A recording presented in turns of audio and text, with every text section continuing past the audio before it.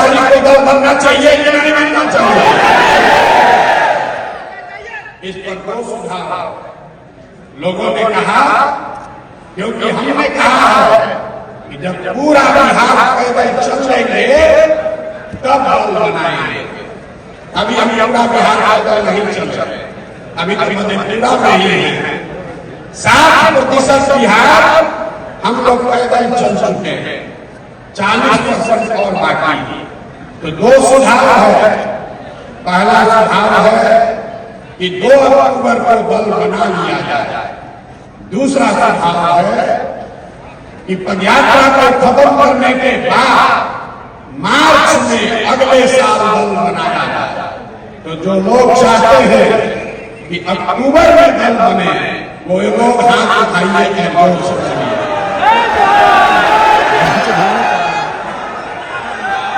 अक्टूबर में कि मार्च में? अक्टूबर में कि मार्च में? गांधी जयंती के दिन। ठीक है, ठीक है। बापू को लेकिन अरे भाई, हमने बार बार कहा है कि जो आप तय करोगे वही होगा। अभी आपको उसका नमूना दिखा रहा है। 1.5 लाख, ये सिर्फ आपसे नहीं पूछेंगे, 1.5 लाख पदाधिकारी जो जन सुराग अभियान से अभी जुड़ा हुआ है, कार्यकर्ता नहीं, समर्थक नहीं, 1.5 लाख पदाधिकारी जो इस अभियान से जुड़े हैं, वो लोग अब हर हफ्ते उसमें से 10,000 लोग, जैसे हम लोग आज बैठे हैं, उसी तरीके से 4 तारीख को फिर बैठेंगे। आप लोग नहीं, तो बाकी का दूसरा 10,000। नीतीश कुमार का धन्यवाद करना चाहता है कि उन्होंने बड़ी सभागृह बनाई है। हम आए थे उनका प्रचार करने 2015 में, तो एक सभा किए थे जिसमें अपने सभी पार्टी के पदाधिकारियों को बुलाए थे हमसे परिचय कराने के लिए। हमने मेरा अभियान शुरू किया था 2 जून 2015 को। उस समय कृष्ण मेमोरियल हॉल में करीब 2200 लोग आए थे, हम भी थे। 2200 लोग आए थे। 25 साल का पुराना दल, 18 साल से सत्ता में रहने वाला दल अपने सारे पदाधिकारियों को बुलाया तो कृष्ण मेमोरियल हॉल में लोग अट गए। और जन सुराग जब अपने पदाधिकारियों को बुला रहा है तो नीतीश जी ने बड़ा हॉल बनाया है, लेकिन जब ये 10 बार भरेगा, 10 बार, तब वो पदाधिकारी एक बार मिल पाएंगे। तो जब जन सुराग की व्यवस्था बने तो हम लोग को 1 लाख का एक सभागृह भी बनाना पड़ेगा, तभी एक साथ बात होगी। लेकिन फिर भी ये 10,000 लोगों के लिए एक एडमिशन व्यवस्था नीतीश कुमार कराए हैं, इसलिए उनका मन से सम्मान कर रहे हैं, धन्यवाद कर रहे हैं। दूसरी बात जो ज्यादा महत्वपूर्ण है, मेरी जो भूमिका है, मैंने पहले कहा है और आगे भी इस बात पर कायम है। जो बात मैंने आपको व्यक्तिगत तौर पर कहा, कमरे में बैठकर कहा, छोटी सभाओं में कहा, वही बात को फिर से दोहरा देते हैं। सबके सामने कैमरे पर रिकॉर्ड कर लीजिए। इस दल का नेता प्रशांत किशोर नहीं है। इस दल का नेता वो आदमी है, वो बच्चा है, वो महिला है जो बिहार का सबसे काबिल आदमी है और जिसको सब लोग मिलकर चुनेगा वही दल का नेता बनेगा। अब जितना लोग पीछे सोच रहे हैं कि भैया आप ही कहीं चुनेंगे, तो हम चुनाव में नहीं, हम चुनाव में नहीं हैं। इस बात को आप सीखिए, इस बात को सीखिए। आज आप हम पर भरोसा कर रहे हैं, कल होकर हम लग जाएंगे, आप हाथ मनते रह जाओगे। इसलिए व्यक्ति महत्वपूर्ण नहीं है, व्यवस्था महत्वपूर्ण है।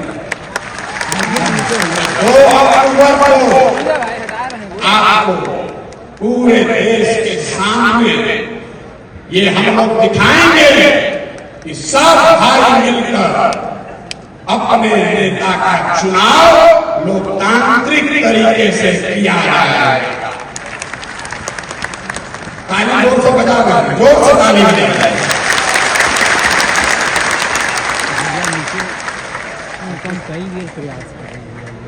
दल का नेता का चुनाव कैसे होगा, कौन बनेगा दल का नेता, तो इससे पहले सबसे मेरी जो जिम्मेवारी है कि आप जैसे जितने लोग जुड़े हैं ये 10 ऐसी बैठकें कर आपकी सहमति लें। 2 तारीख को जब दल बन जाएगा, दल में 25 सदस्य 25 लोग आपके बीच से चुनकर आएंगे जो दल का लीडरशिप काउंसिल हुआ, और उस 25 में से ही एक आदमी को अध्यक्ष चुना जाएगा। आपको एक बड़ी बात मैंने ये बताई है कि जन चुनाव प्रशांत किशोर का दल नहीं, किसी जाति का दल नहीं, किसी परिवार का दल नहीं, किसी व्यक्ति का दल नहीं, ये बिहार के इन सारे लोगों का दल होगा जो इसको मिलकर बनाएंगे और आगे मिलकर ही चलाएंगे। दूसरी बात हमने कही कि जिस समाज की जितनी संख्या है उसको उतनी भागीदारी हर स्तर पर दिया जाएगा। समझ लीजिए, ये नारा आप बहुत सुने हैं, इसका मतलब क्या है? दल को बनाने वालों में, दल के पदाधिकारियों में, दल के लीडरशिप में, दल से टिकट पाने वालों में और दल से पदों पर मनोनीत किए जाने वाले लोग जब सरकार बन जाए, सब में जिसकी जितनी संख्या है उसको उसके हिसाब से भागीदारी मिले। और 5 बड़े समूह, इसको समझिए, 5 बड़े समूह समाज के बनाए गए।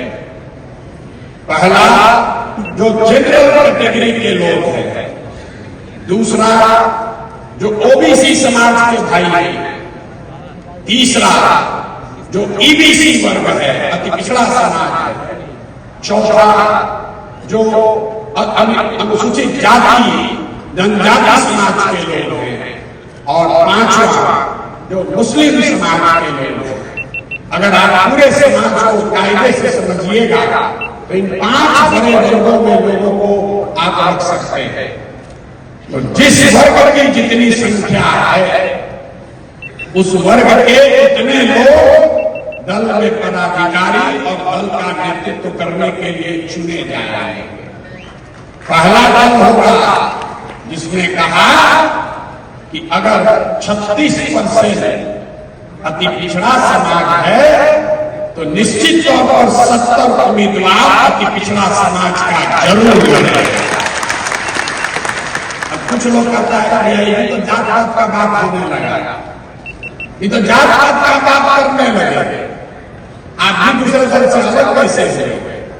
सब लोग एक याद रख लीजिए, जो जन समाज के समानता का मंत्र है कि हर समाज में काबिल आदमी है और हर काबिल आदमी किसी न किसी समाज का है।